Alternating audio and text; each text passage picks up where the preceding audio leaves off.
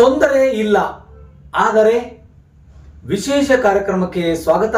ನಾನು ನಿಮ್ಮ MP ಮುದಾಳೆ. ಬಂಧುಗಳೇ, ತಮಗೆಲ್ಲ ಗೊತ್ತಿರೋ ಹಾಗೆ ಕರ್ನಾಟಕ ರಾಜ್ಯದ ಕಾಂಗ್ರೆಸ್ ಪಕ್ಷದಲ್ಲಿ ಬೀದರ್ ಜಿಲ್ಲೆಯ ಬಹಳಷ್ಟು ವಿಷಯಗಳನ್ನು ಬೆಳಕಿಗೆ ಬರ್ತಾ ಇದೆ. ಕಾಂಗ್ರೆಸ್ ಪಕ್ಷದಲ್ಲಿ ಎಲ್ಲವೂ ಸರಿಯಿಲ್ಲ ಎನ್ನುವಂಥ ಮಾತು ಕೂಡ ಅನೇಕ ಬಾರಿ ಇಲ್ಲಿ ಉದ್ಭವವಾಗಿದೆ. ಯಾಕೆ ಈ ವಿಷಯನ ನಿಮ್ಮ ಮುಂದೆ ನಾವು ಹೇಳ್ತಾ ಇದ್ದೀವಿ ಅಂದರೆ, ಇಲ್ಲಿ ಒಂದು ಅಡ್ಜಸ್ಟ್ಮೆಂಟ್ ಪಾಲಿಟಿಕ್ಸ್ ಇದೆ ಅಂತಕ್ಕಂಥ ಮಾತನ್ನ ಇವತ್ತು ಘಂಟಾಘೋಷವಾಗಿ ಕರ್ನಾಟಕ ರಾಜ್ಯದ ಮುಖ್ಯಮಂತ್ರಿ ಮತ್ತು ಉಪಮುಖ್ಯಮಂತ್ರಿ ಹಾಗೂ KPCC ಅಧ್ಯಕ್ಷರಾಗಿರುವಂತಹ DK ಶಿವಕುಮಾರ್ ಅವರು ಕೂಡ ಈ ಅಸಮಾಧಾನದ ಮಾತು ತಟ್ಟಿದೆ. ಅಸಮಾಧಾನದ ನಾಯಕರು ಕೂಡ ಅವರ ಬಗ್ಗೆ ಹೋಗಿ ಜಿಲ್ಲೆಯ ರಾಜಕಾರಣಿ ಬಗ್ಗೆ, ಜಿಲ್ಲೆಯ ಕಾರ್ಯಕರ್ತರ ಬಗ್ಗೆ ಗಮನ ಹರಿಸಬೇಕೆಂದು ಮನವಿ ಮಾಡಿಕೊಂಡಿದ್ದಾರೆ. ಅನೇಕ ರೀತಿಗಳಿಂದ ಕಾಂಗ್ರೆಸ್ ಪಕ್ಷದಲ್ಲಿ ಎಲ್ಲವೂ ಸರಿ ಇಲ್ಲ ಅನ್ನೋದನ್ನ ಇಲ್ಲಿ ನಾವು ಚರ್ಚೆ ಮಾಡಬೇಕಾಗಿರ್ತಕ್ಕಂಥ ಪ್ರಮುಖ ವಿಷಯ. ಬಂಧುಗಳೇ, ತಮಗೆಲ್ಲ ಗೊತ್ತಿರೋ ಹಾಗೆ ನಾನೇನು ಹೊಸದಾಗಿ ಹೇಳ್ತಾ ಇಲ್ಲ, ಇರೋದನ್ನೇ ಹೇಳಬೇಕಾಗಿರ್ತಕ್ಕಂಥ ಅನಿವಾರ್ಯತೆ ನಮಗಿದೆ. ಹಾಗಾಗಿ ಎಲ್ಲೋ ಒಂದು ಕಡೆಯಿಂದ ಒಂದಿಷ್ಟು ನಾವು ಆಲೋಚನೆ ಮಾಡಬೇಕಾಗಿದೆ.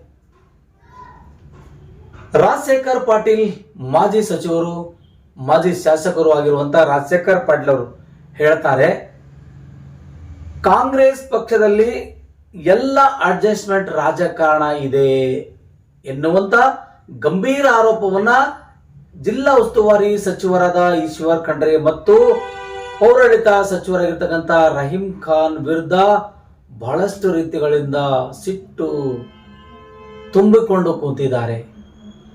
ಆದರೆ ಜಿಲ್ಲೆಯ ಕಾಂಗ್ರೆಸ್ ಕಾರ್ಯಕರ್ತರಿಗೆ ಗೊತ್ತಾಗಬೇಕಾಗಿದೆ, ಇದು ಒಂದು ರೀತಿಯಿಂದ ಅಡ್ಜಸ್ಟ್ಮೆಂಟ್ ಪಾಲಿಟಿಕ್ಸ್ ಅಂತದು. ಇಲ್ಲಿ ಎಲ್ಲೆಲ್ಲೋ ಹೇಗೇಗೋ ಅಡ್ಜಸ್ಟ್ಮೆಂಟ್ ಮಾಡ್ಕೊಳ್ತಾ ಇದ್ದಾರೆ ಒಬ್ಬೊಬ್ಬರು ಅಂತಕ್ಕಂಥ ಆಲೋಚನೆ ಕೂಡ ಒಂದು ಕಡೆ ಕೇಳಿ ಬರ್ತಾ ಇದೆ. ಇಲ್ಲಿ ರಹೀಂ ಖಾನ್ ವಿರುದ್ಧವೂ ಇದ್ದಾರೆ, ನಮ್ಮ ಅರವಿಂದ್ ಕುಮಾರ್ ಹಳ್ಳಿಯವರು ಕೂಡ ವಿರುದ್ಧ ಮಾಡ್ತಾ ಇದ್ದಾರೆ, ಮನ್ನಾನ್ ಶೇಟ್ ಕೂಡ ಮಾಡ್ತಾ ಇದ್ದಾರೆ, ಹಾಗೂ ಅನೇಕ ಜನ ಒಂದಿಷ್ಟು ದೊಡ್ಡ ಪಾಟ್ಲಮೆ ಇದೆ. ಅದು ಕೂಡ ಇವತ್ತ ಎಲ್ಲವೂ ಸರಿ ಇಲ್ಲ ಅನ್ನೋದಕ್ಕೆ ಇವರೆಲ್ಲ ಒಂದು ಪ್ರಮುಖ ಪಾತ್ರ ವಹಿಸಿಕೊಂಡು ಕರ್ನಾಟಕ ರಾಜ್ಯದ KPCC ಅಧ್ಯಕ್ಷರ ಮನೆಗೆ ಹೋಗಿ ಅರ್ಧ ಗಂಟೆಗಳ ಕಾಲ ಕೂತ್ಕೊಂಡು ಚರ್ಚೆ ಮಾಡಿದ್ದಾರೆ. ಈ ಎಲ್ಲ ಸಮಸ್ಯೆಗಳ ಬಗ್ಗೆ ನಮ್ಮ ಕಾರ್ಯಕರ್ತರಿಗೆ ಯಾವುದೇ ರೀತಿಯಿಂದ ಅನುಕೂಲ ಆಗ್ತಾ ಇಲ್ಲ. ಈಶ್ವರ್ ಖಂಡ್ರೆ ಮತ್ತು ರಹೀಂ ಖಾನ್ ಇಬ್ಬರು ಸೇರಿಕೊಂಡು ಬೇರೆ ಬೇರೆ ಪಕ್ಷದ ಶಾಸಕರೊಂದಿಗೆ ಬೆರೆತು ಅವರ ಹೇಳಿಕೆಗಳನ್ನ ಪಡೆದುಕೊಂಡು ಕೆಲಸ ಮಾಡ್ತಾ ಇದ್ರೆ ನಮ್ಮ ಕಾರ್ಯಕರ್ತರಿಗೆ ಆಗ್ತಾ ಇಲ್ಲ ಅನ್ನುವಂತ ಮಾತು ಕೂಡ ಬಹಳಷ್ಟು ರೀತಿಗಳಿಂದ ದಿನಗಳಿಂದ ಕೇಳಿ ಬರ್ತಾ ಇದೆ. ಈಗಾಗಲೇ ಸುಮಾರು ಒಂದು 2-3 ಮೀಟಿಂಗ್ ಕೂಡ ಅಲ್ಲಿ ಬೆಂಗಳೂರಲ್ಲಿ ಮಾಡಿದ್ದಾರೆ. ಬೀದರ್ ಜಿಲ್ಲೆಯಲ್ಲಿ ಕೂಡ ಮೀಟಿಂಗ್ ಮೇಲೆ ಮೀಟಿಂಗ್ ಆಗ್ತಾನೆ ಇದಾವೆ ಅನ್ನುವಂತ ಮಾತು ಕೂಡ ನಿಮ್ಗೆ ನಾವು ಹೇಳಲೇಬೇಕಾಗಿದೆ.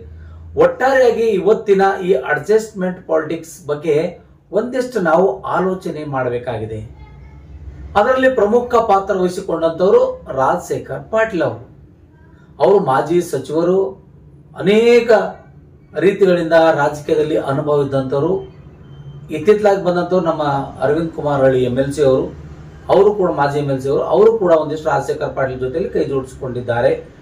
ಹಾಗಾಗಿ ಆ ವಿಚಾರದಲ್ಲಿ ಆಲೋಚನೆ ಮಾಡಬೇಕಾದ್ರೆ ಇವತ್ತು ಕರ್ನಾಟಕ ರಾಜ್ಯದ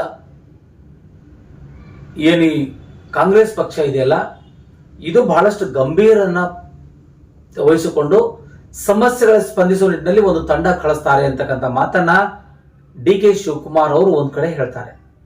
ಆದರೆ ನಮ್ಮ ಬೀದರ್ ಜಿಲ್ಲೆಯ ಪ್ರಮುಖ ಬೆಳವಣಿಗೆಗಳ ಬಗ್ಗೆ ಯಾರೆಲ್ಲ ಏನ್ ಹೇಳ್ತಾ ಇದ್ದಾರೆ ಅನ್ನೋದನ್ನ ನಿಮ್ಗೆ ನಾವು ತೋರಿಸ್ತೀವಿ.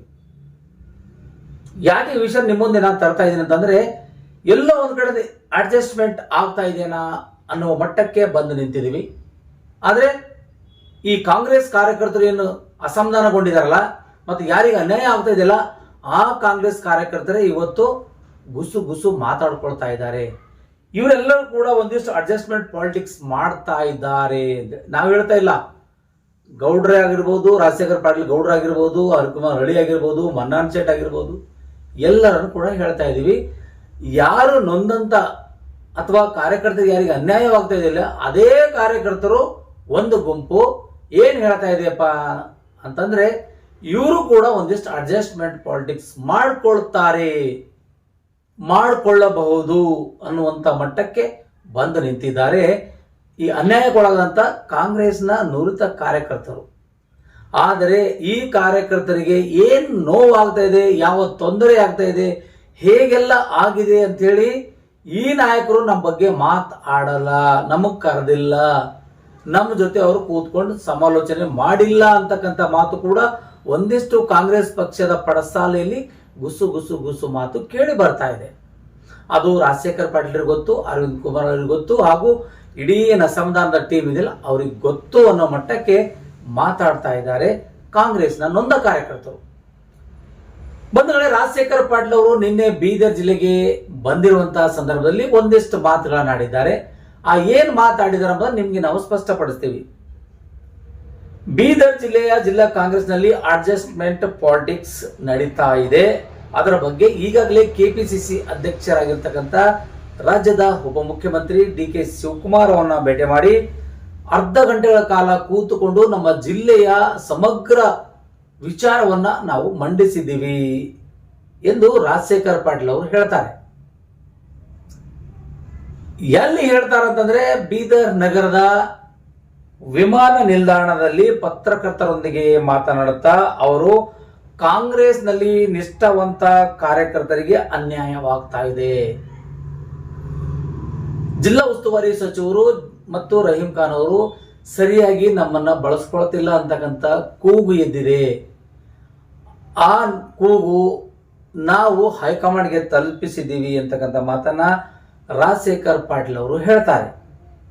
ಆದರೆ ರಾಜ್ಯದಲ್ಲಿ ಕಾಂಗ್ರೆಸ್ ಪಕ್ಷ ಅಧಿಕಾರಕ್ಕೆ ಬಂದಾಗಿನಿಂದ ಕಾಂಗ್ರೆಸ್ ಕಾರ್ಯಕರ್ತರ ಯಾವುದೇ ಕೆಲಸಗಳು ಆಗ್ತಾ ಇಲ್ಲ, ಯಾರಿಗೂ ಕೂಡ ಕೌಡೆ ಕಾಸಿನ ಕಿಮ್ಮತ್ತು ಸಹ ಕೊಡ್ತಿಲ್ಲಂತ. ಇದು ರಾಜಶೇಖರ್ ಪಾಟೀಲ್ ಅವರ ಹೇಳಿಕೆ. ಹಾಗಾದರೆ ಬಿಜೆಪಿ ಶಾಸಕರನ್ನ ಮಾತು ಕೇಳಿ ಅಡ್ಜಸ್ಟ್ಮೆಂಟ್ ಮಾಡಿಕೊಂಡು ಈ ವಿಚಾರವಾಗಿ ಜಿಲ್ಲೆಯ ಅಭಿವೃದ್ಧಿ, ಸಮಗ್ರ ಅಭಿವೃದ್ಧಿ ಮತ್ತು ಕಾರ್ಯಕರ್ತರನ್ನ ಕಡೆಗಣಿಸುವಿಕೆ ನಡೀತಿದೆ ಅಂತಕ್ಕಂಥ ಬಲವಾದ ಆರೋಪವನ್ನು ರಾಜಶೇಖರ್ ಪಾಟೀಲ್, ಅರವಿಂದ್ ಕುಮಾರ್ ಅರಳಿ ಅವರ ನೇತೃತ್ವದಲ್ಲಿ ಹೋಗಿರ್ತಕ್ಕಂಥ ಎಲ್ಲ ಮುಖಂಡರು ಹೇಳಿರುವಂತ ಮಾತು. ಅದ್ರ ಬಗ್ಗೆ ನಾವು ಸದಾ ಹೋರಾಟ ಮಾಡ್ತೇವೆ ಅಂತಕ್ಕಂಥ ಮಾತನ್ನ ರಾಜಶೇಖರ್ ಪಾಟೀಲ್ ಅವರು ಕೂಡ ಹೇಳ್ತಾರೆ. ಆ ವಿಷಯಕ್ಕೆ ಬಂದ್ರೆ ನಾವು ಯಾವತ್ತೂ ಹಿಂಜರಿಲ್ಲ. ಬಹಳಷ್ಟು ಜನರಿಗೆ ನೋವಾಗಿದೆ, ತೊಂದರೆ ಆಗಿದೆ, ಎಲ್ಲೋ ಏನೋ ಮಾಗು ಸಿಗ್ಬೇಕಿತ್ತು, ಸರ್ಕಾರದಲ್ಲಿ ಸ್ಥಾನಗಳು ಸಿಗ್ತಾ ಇಲ್ಲ. ಹಾಗಾಗಿ ಇವ್ರ ಮಾತು ಕೇಳಿಕೊಂಡು ಅಲ್ರಿ, ನಾನು ಅರ್ಥ ಮಾಡ್ಕೊಳ್ಬೇಕಾಗಿದೆ, ಇದು ಕಾಂಗ್ರೆಸ್ ಪಕ್ಷ, ಕಾರ್ಯಕರ್ತರಿಗೆ ಅನ್ಯಾಯವಾಗ್ತದೆ ಅಂದ್ರೆ ಕಾಂಗ್ರೆಸ್ ಪಕ್ಷದಲ್ಲಿ ಇನ್ನು ಯಾವುದೇ ನಿಗಮ ಮಂಡಳಿಯಲ್ಲಿ ಮತ್ತೊಂದಾಗ್ಲಿ ಮಾಡ್ತಾ ಇಲ್ಲ, ನಿಂತಿದೆ. ಕಾರ್ಯಕರ್ತರಿಗೆ ತೊಂದರೆ ಆಗ್ತಾ ಇದೆ ಅಂದ್ರೆ ಬಿಜೆಪಿ ಅವ್ರು ಬಂದು ಕಾಂಗ್ರೆಸ್ ಅವ್ರಿಗೆ ಏನಾದ್ರು ಬೈತಾ ಇದಾರ, ಅಥವಾ ಕಾಂಗ್ರೆಸ್ ಅವ್ರ ಕೆಲಸ ಅವ್ರು ಮಾಡ್ಕೊಳ್ತಾ ಇದಾರ? ಒಂದ್ 4 ಪ್ರೂವ್ಗಳನ್ನ ತಂದು ಬಿಟ್ಟಾಗ್ರಲ್ಲ, ಇಂಥವ್ರ ಕೆಲಸ ಇಲ್ಲಿ ಮಾಡಿದ್ದಾರೆ ಅನ್ನೋ ಕೆಲಸ ಯಾಕೆ ಇವರು ಅರವಿಂದ್ ಕುಮಾರ್ ಅಳಿ ಮತ್ತು ನಮ್ಮ ರಾಜಶೇಖರ್ ಪಾಟೀಲ್ ಅಂಡ್ ಗ್ಯಾಂಗ್ ಯಾಕೆ ಮಾಡ್ತಾ ಇಲ್ಲ ಅಂತ ನೊಂದ ಕಾರ್ಯಕರ್ತರೇ ಕೂಡ ಒಂದಿಷ್ಟು ಗುಸು ಮಾತಾಡ್ತಾ ಇದ್ದಾರೆ. ಹಾಗಾದ್ರೆ ಹೇಳ್ಬೇಕಲ್ಲ, ಯಾರಿಗೊಂದು ತೊಂದರೆ ಆಯ್ತು, ಯಾವ ಪಕ್ಷದವ್ರ ತೊಂದರೆ ಆಯ್ತು, ಯಾವ ಕೆಲಸ ಅಡ್ಡಿಪಡಿಸಿದ್ರು, ನಮ್ಮ ಕೆಲಸ ಯಾಕೆ ಆಗ್ಲಿಲ್ಲ, ಬಿಜೆಪಿಯವ್ರು ಎಂತ ಕೆಲಸ ಮಾಡಿಕೊಟ್ರು, ಅಲ್ಲಿ ಯಾಕೆ ಮಾಡಿಕೊಟ್ರು, ನಮ್ಗೆ ಯಾಕೆ ಮಾಡಿಕೊಟ್ಲ ಅಂತ 4 ತಂದು ತೋರಿಸಲಿ ಅಂತಕ್ಕಂಥ ಮಾತನ್ನ ಇಲ್ಲಿ ಹೇಳ್ತಾರೆ. ಕಾಂಗ್ರೆಸ್ ಪಕ್ಷದಲ್ಲಿ ಈಗಾಗಲೇ ಬೆಂಗಳೂರಿನಲ್ಲಿ 2 ಸಭೆಗಳು ಮಾಡಿದ್ದಾರೆ. ಆ ಸಭೆಯಲ್ಲಿ ನೇತೃತ್ವ ವಹಿಸಿಕೊಂಡಿದೆ ನಮ್ಮ ರಾಜಶೇಖರ್ ಪಾಟೀಲ್ ಅವರು, ಅರವಿಂದ್ ಕುಮಾರ್ ಅಳಿ ಅವರು, ಮನ್ನಾನ್ ಶೇಟ್ ಅವರು. ಹೀಗಿರುವಾಗ ಅವ್ರನ್ನ ಭೇಟಿ ಮಾಡಿ ಅರ್ಧ ಗಂಟೆಗೂ ಕಾಲ ಹೆಚ್ಚು ಚರ್ಚೆ ಮಾಡಿ ಡಿ.ಸಿ.ಎಂ ಅವರ ಮನೆಗೆ ಹೋಗಿ ಅಲ್ಲಿ ವಿಚಾರಗಳ ಮಾಡಿ ಅನೇಕ ಸಮಸ್ಯೆಗಳನ್ನ ಹೇಳಿದ್ದಾರೆ. ಆ ಸಮಸ್ಯೆ ಬಗೆಹರಿಸಲು ಒಂದು ತಂಡ ಕಳಿಸ್ತೀನಿ ಅಂತಕ್ಕಂಥ ಮಾತು ಉಪಮುಖ್ಯಮಂತ್ರಿಗಳು ಕೊಟ್ಟಿದ್ದಾರೆ ಅಂತಕ್ಕಂಥ ಮಾತು ಕೂಡ ಒಂದ್ ಕಡೆ ಹೇಳ್ತಾರೆ. ಒಂದು ಸಮಿತಿ ರಚನೆ ಮಾಡಿ ಸಮಿತಿ ವರದಿ ತರಿಸ್ಕೊಂಡು ನಾನು ವಿಚಾರ ಮಾಡಿ ಮುಂದೆ ನಿರ್ಣಯ ಕೈಗೊಳ್ತೀನಿ ಅಂತಕ್ಕಂಥ ಮಾತನ್ನ ಡಿ.ಕೆ. ಶಿವಕುಮಾರ್ ಅವರು ರಾಜಶೇಖರ್ ಪಾಟೀಲ್, ಅರವಿಂದ್ ಕುಮಾರ್ ಅಳಿ, ಮನ್ನಾನ್ ಶೇಟ್ ಹಾಗೂ ಅನೇಕ ಜನ ಮುಖಂಡರಿಗೆ ಹೇಳಿದ್ದಾರೆ ಅಂತಕ್ಕಂಥ ಮಾತು ಒಂದು ಕಡೆ ಕೇಳಿ ಬರ್ತಾ ಇದೆ. ಹೇಳಲಿ, ತೊಂದರೆ ಇಲ್ಲ. ಆದರೆ ಈ ವರದಿ ಜುಲೈ 29ರೊಳಗಾಗಿ ಮತ್ತೊಂದು ಸಭೆ ಮಾಡ್ತೀವಿ ಅಂತಕ್ಕಂಥ ಮಾತು ರಾಜಶೇಖರ್ ಪಾಟೀಲ್ ಇನ್ನೊಂದು ಕಡೆ ಹೇಳ್ತಾರೆ. ಇದೇ 29 ನಾಳೆ ಮತ್ತೊಂದು ಸಭೆ ಮಾಡ್ತಾರಂತೆ, ತೀರ್ಮಾನ ಮಾಡಲಾಗಿದೆ ಎಂಬಕ್ಕಂಥ ಮಾತು ಕೂಡ ಹೇಳ್ತಾ ಇದ್ದಾರೆ. ಮತ್ತೊಮ್ಮೆ ಶಿವಕುಮಾರ್ ಅವರನ್ನು ಭೇಟಿ ಮಾಡ್ತೀವಿ, ಜಿಲ್ಲೆಯ ಸಚಿವರು ಹಾಗೂ ಶಾಸಕರ ನಡುವೆ ಒಳ ಒಪ್ಪಂದ ಆಗಿದೆ ಬಗ್ಗೆ ನಾವು ಮತ್ತೆ ತಿಳಿಸ್ತೀವಿ ಅಂತಕ್ಕಂಥ ಮಾತನ್ನ ಇಲ್ಲಿ ರಾಜಶೇಖರ್ ಪಾಟೀಲ್ ಅವರು ಹೇಳ್ತಾರೆ. ಆದರೆ ಈ ಕಡೆ ರಾಜಶೇಖರ್ ಪಾಟೀಲ್ ಒಂದ್ ಕಡೆ ಹೇಳ್ತಾರೆ, ಇಷ್ಟೆಲ್ಲ ಸಮಸ್ಯೆಗಳು ತಗೊಂಡು ಹೋಗ್ತೀವಿ, ಜಿಲ್ಲೆಯ ಉಸ್ತುವಾರಿ ಸಚಿವರು ಮತ್ತು ಪೌರತಾ ಸಚಿವರು ಕೂಡ ಸೇರಿಕೊಂಡು ಜಿಲ್ಲೆಯ ಸಮಗ್ರ ಅಭಿವೃದ್ಧಿ ಕಡೆ ಗಮನ ಹರಿಸ್ತಾ ಇಲ್ಲ, ಕಾರ್ಯಕರ್ತರಿಗೆ ಕೌಡೆ ಕಾಸಿನ ಕಿಮ್ಮತ್ ಕೊಡ್ತಾ ಇಲ್ಲ ಅಂತ ಒಂದು ಕಡೆ ಡಿ ಕೆ ಶಿವಕುಮಾರ್ ಅವರಿಗೆ ಹೇಳ್ತಾರೆ. ಮತ್ತೆ ರಾಜಶೇಖರ್ ಪಾಟೀಲ್ ಇನ್ನೊಂದು ಮಾತು ಹೇಳ್ತಾರೆ, ವೈಯಕ್ತಿಕವಾಗಿ ಇವರಿಬ್ಬರ ಬಗ್ಗೆ ಈಶ್ವರ್ ಖಂಡ್ರೆ ಆಗ್ಲಿ ಅಥವಾ ಇವರು ನಮ್ಮ ರಹೀಂ ಖಾನ್ ಆಗ್ಲಿ ಇವ್ರ ಬಗ್ಗೆ ನನಗೆ ತೊಂದರೆ ಇಲ್ಲ. ಏನಿದು ಅರ್ಥ ಆಗ್ತಾ ಇಲ್ಲ. ಒಂದ್ ಕಡೆ ಹೀಗೆ ಹೇಳ್ತೀರಿ, ಒಂದ್ ಕಡೆ ಹೀಗೆ ಹೇಳ್ತೀರಿ, ಮತ್ತೆ ಇವರು ನನ್ನ ವೈಯಕ್ತಿಕವಾಗಿ ಇವರಿಬ್ಬರ ಬಗ್ಗೆ ನನಗೆ ತೊಂದರೆ ಇಲ್ಲ, ಇದು ಕೂಡ ಅಡ್ಜಸ್ಟ್ಮೆಂಟ್ ಪಾಲಿಟಿಕ್ಸ್ ಅಂತೇಳಿ ನಿಮ್ಮ ಕಾರ್ಯಕರ್ತರು ನಿಮ್ಮನ್ನು ಕೇಳುವಂತ ಮಟ್ಟಕ್ಕೆ ಬಂದು ತಲುಪುತ್ತಿದ್ದಾರೆ ರಾಜಶೇಖರ್ ಪಾಟೀಲ್ ಅವರೇ. ಯಾಕೆ ಈ ತರ ಒಂದು ಗೊಂದಲದ ಹೇಳಿಕೆಗಳನ್ನ ಹೇಳ್ತೀರಿ? ಈ ತರದ ಸಮಸ್ಯೆಗಳಿಗೆ ವೈಯಕ್ತಿಕವಾಗಿ ನಿಮಗೆ ತೊಂದರೆ ಇಲ್ಲ ಅಂತ ಹೇಳ್ತಾರೆ. ಅಂದ್ರೆ ನೀವು ಕೂಡ ಅಡ್ಜಸ್ಟ್ಮೆಂಟ್ ಪಾಲಿಟಿಕ್ಸ್ ಮಾಡಿಸಿಕೊಂಡಿರಬಹುದಾ ಅಥವಾ ಹೊಂದಾಣಿಕೆ ಆಗಿರಬಹುದಾ ಅಂತಕ್ಕಂಥ ಮಾತುಗಳನ್ನ ಇಲ್ಲಿ ಚರ್ಚೆ ಆಗ್ತಾ ಇದೆ ಬೀದರ್ ಜಿಲ್ಲೆಯಲ್ಲಿ. ಯಾಕಂದ್ರೆ ಈ ರೀತಿಯಾಗಿ ಹೇಳೋದು ಸರಿ ಇರ್ತಿಲ್ಲ ಅಂತಕ್ಕಂಥ ಮಾತನ್ನ ಒಂದು ಕಡೆ ಹೇಳ್ತಾ ಇದ್ದಾರೆ ಅಲ್ಲಿ ಕಾರ್ಯಕರ್ತರು. ಇದು ವೈಯಕ್ತಿಕವಾಗಿ ನಾವು ಯಾರು ಹೇಳ್ತಾ ಇಲ್ಲ, ರಾಜಶೇಖರ್ ಪಾಟೀಲ್ ಅವರೇ ಹೇಳಿರುವಂತ ಹೇಳಿಕೆಯನ್ನು ಕೂಡ ನಿಮಗೆ ನಾವು ತೋರಿಸ್ತೀವಿ. ಏನ್ ಹೇಳ್ತಿದ್ದಾರೆ ಅಂದ್ರೆ, ರಾಜಶೇಖರ್ ಪಾಟೀಲ್ ಅವರು ಸಚಿವರಾದ ಈಶ್ವರ್ ಬಿ ಖಂಡ್ರೆ ಅವರು ಹಾಗೂ ರಹೀಂ ಖಾನ್ ಅವರು ವೈಯಕ್ತಿಕವಾಗಿ ಯಾವುದೇ ತೊಂದರೆಗಳಿಲ್ಲ ನನಗೆ, ಅವರಿಂದ ಯಾವುದೇ ತೊಂದರೆಗಳಿಲ್ಲ ನನಗೆ. ಆದರೆ ನೋಡ್ರಿ ಇಲ್ಲಿ, ಆದರೆ ಹೇಳತಕ್ಕಂಥ ಉದ್ದೇಶ, ರಹೀಂ ಖಾನ್ ಮತ್ತು ಈಶ್ವರ್ ಬಿ ಖಂಡ್ರೆ ಅವರು ನನ್ನ ವೈಯಕ್ತಿಕವಾಗಿ ಯಾವುದೇ ರೀತಿಯಿಂದ ಅವರಿಗೆ ನನ್ನ ಕಡೆಯಿಂದ ತೊಂದರೆಗಳಿಲ್ಲ. ರಾಜಶೇಖರ್ ಪಾಟೀಲ್ ಹೇಳ್ತಕ್ಕಂಥ ಮಾತನ್ನ ನಿಮ್ಗೆ ಹೇಳ್ತಾ ಇದ್ದೀವಿ ಬಂಧುಗಳೇ. ನನಗೆ ಈಶ್ವರ್ ಖಂಡ್ರೆ ಮತ್ತು ರಹೀಂ ಖಾನ್ ವಿರುದ್ಧ ಅಸಮಾಧಾನ ಇಲ್ಲ, ಅವರುಗಳಿಂದ ನಮಗೆ ತೊಂದರೆ ಇಲ್ಲ ಅನ್ನುವಂತ ಮಾತನ್ನ ರಾಜಶೇಖರ್ ಪಾಟೀಲ್ ಅವರು ಹೇಳ್ತಾ ಇದ್ದಾರೆ. ಆದರೆ ಬೀದರ್ ಜಿಲ್ಲೆಯ ನಿಷ್ಠಾವಂತ ಕಾಂಗ್ರೆಸ್ ಕಾರ್ಯಕರ್ತರನ್ನ ಕಡೆಗಣಿಸಲಾಗುತ್ತಿದೆ ಅಂತ ಮತ್ತೊಂದು ಕಡೆ ಅಲ್ಲೇ ಹೇಳ್ತಾರೆ. ಅರ್ಥ ಮಾಡ್ಕೊಳ್ಳಿ ಬಂಧುಗಳೇ, ನಮ್ಮ ಬೀದರ್ ಜಿಲ್ಲೆ ಎಷ್ಟಿದೆ, ಈ ಸುದ್ದಿ ಯಾರಿಗಾದ್ರೂ ಮುಟ್ತೇನಾ ಮುಟ್ಟಲ್ವಾ, ಇದ್ರ ಬಗ್ಗೆ ಚರ್ಚೆ ಆಗುತ್ತೇನಾ ಆಗಲ್ವಾ, ನೀವು ಅರ್ಥ ಮಾಡ್ಕೊಳ್ಳಿ. ಕಾಂಗ್ರೆಸ್ನ ಕಾರ್ಯಕರ್ತರು ಅರ್ಥ ಮಾಡ್ಕೊಳ್ಳಿ. ಯಾಕಂದ್ರೆ ಇಲ್ಲಿ ಕಾಂಗ್ರೆಸ್ ಕಾರ್ಯಕರ್ತರಿಗೋಸ್ಕರ ರಾಜಶೇಖರ್ ಪಾಟೀಲ್ ಅವರು ಈಶ್ವರ್ ಖಂಡ್ರೆ ಮತ್ತು ರಹೀಂ ಖಾನ್ ವಿರುದ್ಧ ಹೋಗ್ತಾ ಇದ್ದಾರೆ. ಯಾರಿಗೋಸ್ಕರ? ನಿಮ್ಮ ಕಾಂಗ್ರೆಸ್ನ ಕಾರ್ಯಕರ್ತರಿಗೆ, ನೊಂದಂತ ಕಾರ್ಯಕರ್ತರಿಗೋಸ್ಕರ. ಹೌದಾ ಇಲ್ಲೋ ಎಂಬುದನ್ನ ನಿಜ ಹೇಳಬೇಕಾಗಿದೆ. ಇವರಿಬ್ಬರ ಬಗ್ಗೆ ವೈಯಕ್ತಿಕವಾಗಿ ನನಗೆ ಯಾವುದೇ ದ್ವೇಷ ಇಲ್ಲ, ಯಾವುದೇ ಅಸಮಾಧಾನ ಇಲ್ಲ, ಇವರುಗಳ ಬಗ್ಗೆ ಯಾವುದೇ ನಮಗೆ ತೊಂದರೆ ಇಲ್ಲ ಅಂದ್ರೆ ಅಚ್ಚುಕಟ್ಟಾಗಿ ಕೆಲಸ ಮಾಡ್ತಾ ಇದ್ದಾರೆ. ನಾನು ಕಾರ್ಯಕರ್ತರಿಗೋಸ್ಕರ ಬರ್ತಾ ಇದ್ದೀನಿ, ನೊಂದ ಕಾರ್ಯಕರ್ತರಿಗೋಸ್ಕರ ಬರ್ತಾ ಇದ್ದೀನಿ ಅಂತಕ್ಕಂಥ ಮಾತು ರಾಜಶೇಖರ್ ಪಾಟೀಲ್ ಅವರು ಹೇಳಿರುವಂತ ಹೇಳಿಕೆಯನ್ನ ಇವತ್ತಿನ ಪತ್ರಿಕೆಗಳಲ್ಲಿ ಹರಿದಾಡ್ತಾ ಇದೆ. ಅಂದ್ರೆ ಅರ್ಥ ಮಾಡ್ಕೊಳ್ಳಬೇಕು, ನಮ್ಮ ಕಾಂಗ್ರೆಸ್ನ ಕಾರ್ಯಕರ್ತರು ಎಲ್ಲಿ ಮಟ್ಟಕ್ಕೆ ಬಂದು ನಿಂತು ನಮ್ಮ ಅಡ್ಜಸ್ಟ್ಮೆಂಟ್ ಪಾಲಿಟಿಕ್ಸ್ ಅನ್ನೋದನ್ನ ತಿಳಿದುಕೊಳ್ಳಬೇಕಾಗಿದೆ. ಅದಕ್ಕೆ ಸ್ವಲ್ಪ ದಿನ ಕಾಯಿರಿ ಅಂತ ಅಧ್ಯಕ್ಷರು ಹೇಳಿದ್ದಾರೆ ಎಂದು ರಾಜಶೇಖರ್ ಪಾಟೀಲ್ ಅವರು ತಿಳಿಸಿದ್ದಾರೆ ಅಂತಕ್ಕಂಥ ಮಾತನ್ನ ಪತ್ರಿಕೆಗಳಲ್ಲಿ ಹರಿದಾಡ್ತಾ ಇದೆ ಈ ಸುದ್ದಿನ. ಹಾಗಾದರೆ ನೊಂದ ಕಾರ್ಯಕರ್ತರು ಯಾರು? ಏನೆಲ್ಲ ಕಂಪ್ಲೇಂಟ್ಗಳು ತೆಗೆದುಕೊಂಡು ರಾಜಶೇಖರ್ ಪಾಟೀಲ್ ಅವರು ಇಲ್ಲೊಂದು ಸಮಿತಿ ಮಾಡಲಿಕ್ಕೆ ತಂದಿದ್ದಾರೆ. ಅವತ್ತು ಎಷ್ಟು ಜನ ಬಂದು ಏನೇನು ಕೆಲಸ ಆಗಿದೆ, ಏನು ಕೆಲಸ ಆಗಿಲ್ಲ ಅಂತ ಆ ಸಮಿತಿಗೆ ಬಂದು ಅರ್ಜಿಗಳು ಕೊಡ್ತಾರಾ ಅಥವಾ ಸಮಸ್ಯೆಗಳು ಹೇಳ್ಕೊತಾರಾ? ಯಾವತ್ತಾದರೂ ರಾಜಶೇಖರ್ ಪಾಟೀಲ್ ಆಗಿರ್ಬೋದು, ಅರವಿಂದ್ ಕುಮಾರ್ ಅರಳಿ ಆಗಿರೋರು, ಎಲ್ಲ ಮುಖಂಡರು ಸೇರಿಕೊಂಡು ಯಾರು ನೊಂದಿದ್ದಾರೆ ಅವ್ರ ಮನೆಗೆ ಹೋಗಿ ಕೇಳಿದಾರ? ಇಲ್ಲ ಅಂತಕ್ಕಂಥ ಮಾತು ಕಾಂಗ್ರೆಸ್ ಕಾರ್ಯಕರ್ತರೇ ಹೇಳ್ತಾ ಇದ್ದಾರೆ. ಯಾವತ್ತೂ ಕೂಡ ನಮಗೆ ಕಾಂಗ್ರೆಸ್ನಲ್ಲಿ ರಾಜಶೇಖರ್ ಪಾಟೀಲ್ ಅವರು ಕೇಳಿಲ್ಲ, ಅರವಿಂದ್ ಕುಮಾರ್ ಅರಳಿ ಅವರು ಕೇಳಿಲ್ಲ. ಅವ್ರದೇ ಒಂದು ಟೀಮ್ ಕಟ್ಕೊಂಡು ಅವರೇ ಓಡಾಡ್ತಾ ಇದ್ದಾರೆ, ಅವರೇ ಮೀಟಿಂಗ್ ಮಾಡ್ತಾ ಇದ್ದಾರೆ. ಅದು ಕೂಡ ಒಂದಿಷ್ಟು ಅಡ್ಜಸ್ಟ್ಮೆಂಟ್ ಪಾಲಿಟಿಕ್ಸ್ ಇದೆ ಅನ್ನುವಂತ ಮಟ್ಟಕ್ಕೆ ಕಾಂಗ್ರೆಸ್ ಕಾರ್ಯಕರ್ತರು ಹೇಳುವಂತ ಕಾಲ ಸನ್ನಿಹಿತವಾಗ್ತಾ ಇದೆ. ಅಂದ್ರೆ ಎಲ್ಲವೂ ಸರಿ ಇಲ್ಲ ಅನ್ನೋದಕ್ಕೆ ಇಲ್ಲಿ ಕಾಂಗ್ರೆಸ್ ಕಾರ್ಯಕರ್ತರೇ ಹೇಳ್ಕೊಳ್ತಾ ಇದ್ದಾರೆ ಅಂತಕ್ಕಂಥ ಮಾತು ಕೇಳಿ ಬರ್ತಾ ಇದೆ. ಇಲ್ಲಿ ನಾವು ಯಾಕೆ ಈ ವಿಷಯನ ತೆಗೆದುಕೊಂಡಿವಿ ಅಂದ್ರೆ, ಇಲ್ಲಿ ವೈಯಕ್ತಿಕವಾಗಿ ನಂದು ಯಾವುದು ತೊಂದರೆಗಳಿಲ್ಲ ಅಂತೇಳಿ ರಾಜಶೇಖರ್ ಪಾಟೀಲ್ ಅವರು ಹೇಳಿಕೆ ಕೊಟ್ರಲ್ಲ, ಆ ವಿಷಯವಾಗಿ ನಾವಿಲ್ಲಿ ಒಂದಿಷ್ಟು ಚರ್ಚೆ ಮಾಡಬೇಕಾಗಿ ಬಂತು. ಇಷ್ಟೆಲ್ಲ ಹೌದು, ಇಷ್ಟೆಲ್ಲ ಆದಮೇಲೆ ಮೊನ್ನೆ ತಾನೇ ಒಂದು BSSK ಬಗ್ಗೆ ಒಂದು ಮೀಟಿಂಗ್ ನಡೀತೆ. ಅದರಿಂದ ಅರವಿಂದ್ ಕುಮಾರ್ ಹೊರಗಿರ್ತಾರೆ, ಆ ಮೀಟಿಂಗ್ನಲ್ಲಿ ಕುಂದ್ರಕ್ಕಾಗಲ್ಲ. ಮತ್ತೆ ಹೋಗಿರ್ತಕ್ಕಂಥ ಅಸಮಾಧಾನ ಲೀಡರ್ಗಳು ಹೋಗಕ್ಕಾಗಲ್ಲ. ಅಲ್ಲಿ ಕೂತ್ಕೊಂಡಿದ್ದೆ ಯಾರಪ್ಪ? ಸಕ್ಕರೆ ಸಚಿವ ಶಿವಾನಂದ್, ಜಿಲ್ಲಾ ಉಸ್ತುವಾರಿ ಸಚಿವರಾದ ಈಶ್ವರ್ ಖಂಡ್ರೆ, ರಹೀಂ ಖಾನ್ ಅವರು ಮತ್ತೆ ಆಫೀಸರ್ಸ್ಗಳು ಸೇರ್ಕೊಂಡಿದ್ದಾರೆ. ಅಲ್ಲಿ ರಾಜಶೇಖರ್ ಪಾಟೀಲ್ ಕೂಡ ಕೂತ್ಕೊಂಡಿದ್ದಾರೆ.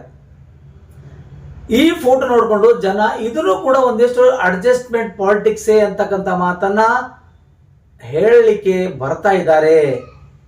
ಇದನ್ನು ಕೂಡ ಒಂದಿಷ್ಟು ಅಡ್ಜಸ್ಟ್ಮೆಂಟ್ ಪಾಲಿಟಿಕ್ಸ್ ಅನ್ನುವ ಮಟ್ಟಕ್ಕೆ ಕಾಂಗ್ರೆಸ್ ಕಾರ್ಯಕರ್ತರು ಬಂದು ನಿಲ್ತಾ ಇದ್ದಾರೆ. ಹಾಗಾದ್ರೆ ರಾಜಶೇಖರ್ ಪಾಟೀಲ್ ಅವರು ನಿಜವಾಗ್ಲೂ ಆ ಒಂದು ಮೀಟಿಂಗ್ಗೆ ಬಹಿಷ್ಕಾರ ಹಾಕ್ಬೇಕಿತ್ತು.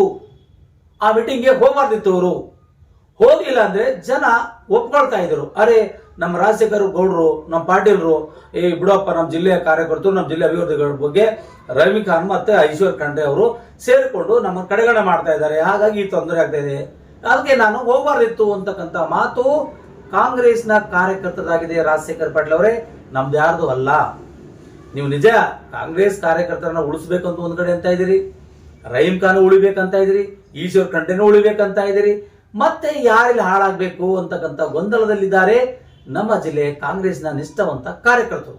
ಅದಕ್ಕೆ ಉತ್ತರ ಕೊಡಬೇಕಾಗಿರೋದು ರಾಜಶೇಖರ್ ಪಾಟೀಲ್ ಅವರೇ ಅನ್ನುವಂಥ ಮಟ್ಟಕ್ಕೆ ಬಂದು ನಿಂತಿದ್ದಾರೆ.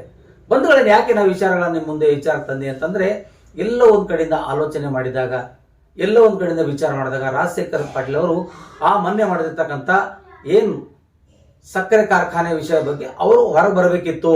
ಅಲ್ಲಿ ಕೂಡ ಅವ್ರು ಭಾಗ ಹೋಗಬಾರ್ದಿತ್ತು ಅಂದ್ರೆ ಗೊತ್ತಾಗ್ತಿತ್ತು, ಹೌದಲ್ಲಪ್ಪ ನಾನಿಲ್ಲಿ ತಟಸ್ಥವಾಗಿದ್ದೆ, ಅಸಮಾಧಾನ ಇದೆ ಇವರಿಬ್ಬರ ಮಧ್ಯೆ, ಈ ವೈಯಕ್ತಿಕವಾಗಿ ಇವ್ರ ಬಗ್ಗೆ ನಾನು ಹೋಗ್ತಾ ಇದ್ದೀನಿ ಅಂತೇಳಿ ಮತ್ತೊಂದು ಕಡೆ ಹೇಳ್ತಾ ಇದ್ದಾರೆ ರಾಜಶೇಖರ್ ಪಾಟೀಲ್ ಅವರು. ಇವರಿಬ್ಬರ ಬಗ್ಗೆ, ಈ ಮಂತ್ರಿಗಳ ಬಗ್ಗೆ ನಮ್ಗೆ ಯಾವುದೇ ತೊಂದರೆಗಳಿಲ್ಲ, ಆದರೆ ಅಂತ ಹೇಳ್ತಾ ಇದ್ದಾರೆ. ಆದರೆ ಮುಂದಿನ ದಿನ ನೀವೇ ತಿಳ್ಕೊಳ್ಳಿ ಏನಾಗುತ್ತೆ ಅಂತೇಳಿ ಈ ಕಾರ್ಯಕ್ರಮ ಇಲ್ಲಿಗೆ ಮುಗಿಸ್ತಾ ಇದ್ದೀನಿ. ಇದು ಎಲ್ಲಿಗೆ ಹೋಗಿ ತಲುಪುತ್ತೋ, ಏನು ಆಗುತ್ತೋ, ಯಾರ್ಯಾರು ಅಡ್ಜಸ್ಟ್ಮೆಂಟ್ ಆಗ್ತಾರೋ ಒಂದೂ ಗೊತ್ತಾಗ್ತಾ ಇಲ್ಲ. ಇದರಲ್ಲಿ ಅರವಿಂದ್ ಕುಮಾರ್ ಹಳ್ಳಿ ಅವರು ಸುಮ್ಮನೆ ಕಾಲು ನೋಯಿಸ್ಕೊಂಡು ಹೈರಾಣಾಗದಂತೂ ಗ್ಯಾರಂಟಿ ಆಗಿದೆ ಅಂತಕ್ಕಂಥ ಮಾತು ಕೇಳ್ತಾ ಇದ್ದೀವಿ. ಮನ್ನನ್ ಶೆಟ್ಟಿಗಂತೂ ಕೆಲಸ ಇಲ್ಲ, ಸಿಕ್ಕವ್ರ ಕಡೆ ಹೋಗ್ತಾರೆ ಅಂತ ಜನ ಮಾತಾಡ್ತಾ ಇದ್ದಾರೆ. ಇನ್ನು ಕೆಲವರು ತಮ್ಮದೇ ಆದಂಥ ಒಂದು ಪಾಟ್ಲಾಮ್ ಇದೆ, ಹೋಗುವಾಗ ರಾಜಶೇಖರ್ ಪಾಟೀಲ್ ಸುಮಾರು 100 ಜನ ಇರ್ತಾರೆ, ಅವರೆಲ್ಲ ಅವ್ರ ಕಾರ್ಯಕರ್ತರು ಇದ್ದಾರೆ, ಹೋಗಿ ಕೊಟ್ಟಿರ್ಬೋದು, 1000 ಜನ ಕಣ್ಣಿಗೆ ಕಾಣಿಸ್ಬೋದು. ಆದರೆ ಜಿಲ್ಲೆಯ ಕಾರ್ಯಕರ್ತರ ಬಗ್ಗೆ ಎಲ್ಲಾದ್ರೂ ಕೂತ್ಕೊಂಡು ಸಭೆ ಮಾಡಿದಾರ? ಈ ನೊಂದ ಕಾರ್ಯಕರ್ತರ ಬಗ್ಗೆ ಎಲ್ಲಾದ್ರೂ ಸಭೆ ಮಾಡಿದಾರ? ಸಭೆಯಲ್ಲಿ ಚರ್ಚೆ ಮಾಡಿದಾರ? ನಾನು ಈ ತರ ಆಗಿದೆ ಅಂತ ಎಲ್ಲೂ ಮಾಡಿದಾರ? ಎಲ್ಲೂ ಆಗಿಲ್ಲ. ಅಲ್ಲಿ ಮಾಡ್ಕೊಳ್ಳೋದೇನಪ್ಪ ಅಂದ್ರೆ ರಾಜಶೇಖರ್ ಪಾಟೀಲ್ ಮತ್ತು ಈಶ್ವರ್ ಖಂಡ್ರೆ ಸೇರಿಕೊಂಡು ಅದ್ರ ಜೊತೆಯಲ್ಲಿ ಒಂದಿತ್ತು ಮನ್ನನ್ ಶೇಟೋ ಇನ್ಯಾರೋ ತಗೊಂಡು ಹೋಗಿದ್ದಾರೆ ಅಂತಕ್ಕಂಥ ಮಾತು ಕಾಂಗ್ರೆಸ್ ಕಾರ್ಯಕರ್ತರು ಹೇಳ್ತಾ ಇದ್ದಾರೆ. ಆದರೆ ಈ ರೀತಿ ಇವರುಗಳ ಬಗ್ಗೆ ನಮಗೆ ತೊಂದರೆ ಇಲ್ಲ ವೈಯಕ್ತಿಕವಾಗಿ ಅಂದಾಗ ಗೊತ್ತಾಗ್ತಾ ಇದೆ ಸಾರ್ವಜನಿಕರಿಗೆ ಮತ್ತು ಕಾಂಗ್ರೆಸ್ನ ನಿಷ್ಠಾವಂತ ಕಾರ್ಯಕರ್ತರಿಗೆ. ಇದನ್ನು ಕೂಡ ಒಂದಿಷ್ಟು ಅಡ್ಜಸ್ಟ್ಮೆಂಟ್ ಪಾಲಿಟಿಕ್ಸ್ ಅನ್ನುವ ಮಟ್ಟಕ್ಕೆ ಬಂದು ನಿಂತಿದೆ. ಎಲ್ಲಿಗೆ, ಏನು, ಎತ್ತ ಎಂಬುದನ್ನ ರಾಜಶೇಖರ್ ಪಾಟೀಲ್ ಅವರು ಒಂದಿಷ್ಟು ಸ್ಪಷ್ಟೀಕರಣ ಕೊಡಬೇಕನ್ನೋದು ಈ ಒಂದು ವಿಶೇಷ ವರದಿಯ ಒಂದಿಷ್ಟು ವಿಚಾರಗಳನ್ನ ನಿಮ್ಮ ಮುಂದೆ ನಾವು ತೊಡಕಿದ್ದೀವಿ. ಬಂಧುಗಳೇ, ತಮಗೆಲ್ಲ ಗೊತ್ತಿರುವ ಹಾಗೆ ಈ ಒಂದು ವಿಷಯಕ್ಕೆ ಸಂಬಂಧಪಟ್ಟಿರುವ ಹಾಗೆ ಯಾರೆಲ್ಲ ಈ ಸುದ್ದಿ ನೋಡ್ತಾ ಇದ್ರು ದಯವಿಟ್ಟು ಸಬ್ಸ್ಕ್ರೈಬ್ ಮಾಡ್ಕೊಳ್ಳಿ, ಲೈಕ್ ಮಾಡಿ, ಶೇರ್ ಮಾಡಿ, ಕಮೆಂಟ್ಸ್ ಮಾಡಿ ಮತ್ತು ನಿಮ್ಮ ಅನಿಸಿಕೆ ಅಭಿಪ್ರಾಯಗಳನ್ನ ಬರೆದು ತಿಳಿಸಲು ನಾವು ಮನವಿ ಮಾಡ್ಕೊಳ್ತಾ ಇದ್ದೀವಿ. ಬಂಧುಗಳೇ, ಸ್ವತಂತ್ರ ಪತ್ರಿಕೋದ್ಯಮಕ್ಕೆ ನಿಮ್ಮೆಲ್ಲರ ಸಹಾಯ ಸಹಕಾರ ಇರಲಿ ಅನ್ನೋದೇ ನಾರಂಜ ಎಕ್ಸ್ಪ್ರೆಸ್ನ ವಿಶೇಷ ಒಂದು ಕಾರ್ಯಕ್ರಮ. ಈ ಕಾರ್ಯಕ್ರಮ ಇಲ್ಲಿಗೆ ಮುಗಿಸ್ತಾ ಇದ್ದೀನಿ. ದಯವಿಟ್ಟು ಈ ಕಾರ್ಯಕ್ರಮನ ಎಲ್ಲರಿಗೂ ಶೇರ್ ಮಾಡಿ ಅನ್ನುವಂಥ ಮೂಲಕ ಈ ಕಾರ್ಯಕ್ರಮ ನಡೆಸ್ತಾ ಇದ್ದೀನಿ. ಮತ್ತೆ ಮುಂದಿನ ಚರ್ಚೆಗೆ ಬರ್ತೀನಿ. ಅಲ್ಲಿವರೆಗೂ ನಮಸ್ತೆ. ನಾನು ನಿಮ್ಮ MP ಮುದಾಳೆ.